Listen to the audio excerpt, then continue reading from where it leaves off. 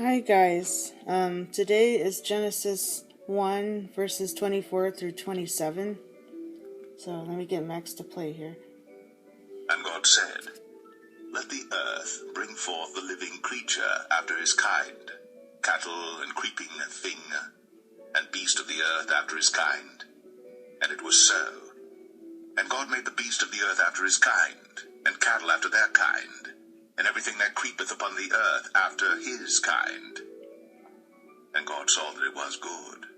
And God said,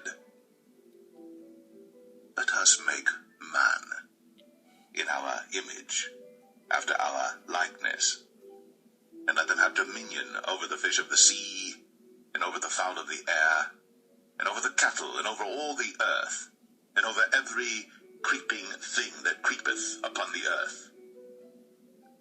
So God created man in his own image. In the image of God created he him. Male and female created he them. Okay. Alright. So God has created pretty much everything in the everything in the garden now. Except for humans. I mean, he's just now making humans. He sees that everything is good. Every time he makes something, it is good. And the garden is now balanced, beautiful, good, and edifying for the humans. Now, God makes humans in his image. And what does this mean? That means that he has dominion, and we have dominion. Obviously, he has dominion over us. And we have dominion. He gives us dominion over the garden. He has a spirit, and we have a spirit. And he puts his spirit in us when we're born again. Because when we're simply in the flesh, we are dead. But he brings our spirit to life when he adds his spirit to our spirit. And he is the ultimate freedom. He is God. He can do whatever he wants to. And we have free will because he gave it to us. So we are a reflection of God. We are not greater than God because no creation is greater than the Creator, but we are a reflection of God. And, you want to honor God back with that and not just waste what he has given you. And look how many times we have wasted our moments in our lives, So I'm going to read the commentary here. For verse 25, God saw that his work was good and he was pleased. People sometimes feel guilty for having a good time or for feeling good about an accomplishment. This need not be the case. Just as God was pleased with his work, we can be pleased with ours. However, we cannot be pleased with our work if God would not be pleased with it. Are you doing what pleases both you and God?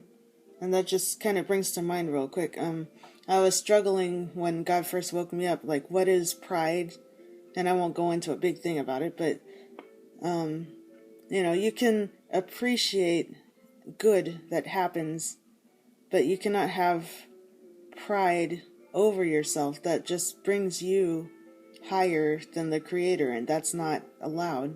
That doesn't even make sense. So anything that you do good, God created you for that. So if you do something well, that is because God made you well.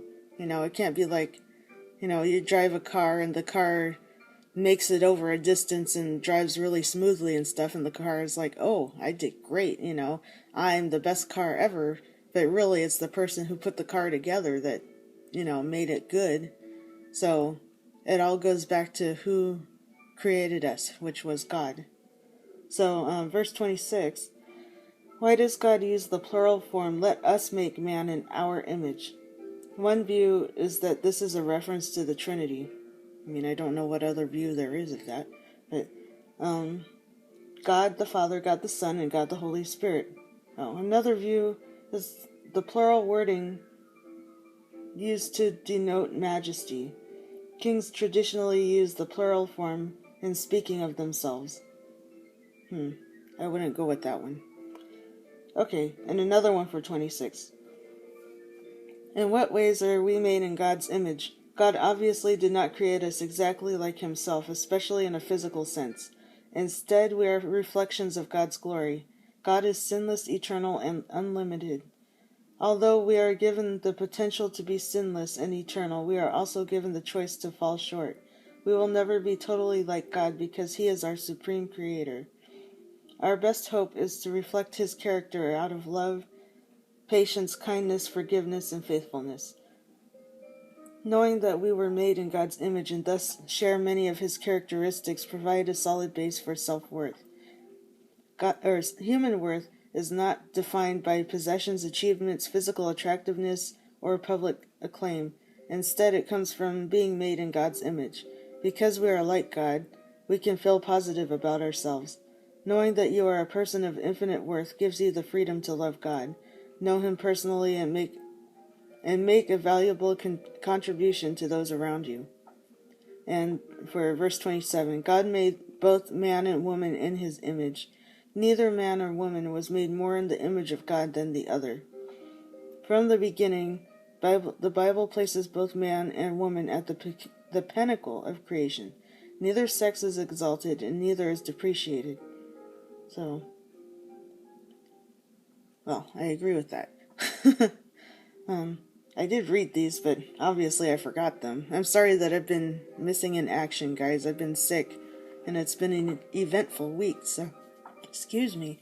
Hopefully I'll be more on top of it this week. So, okay. God bless you. Bye. God bless you guys. Bye.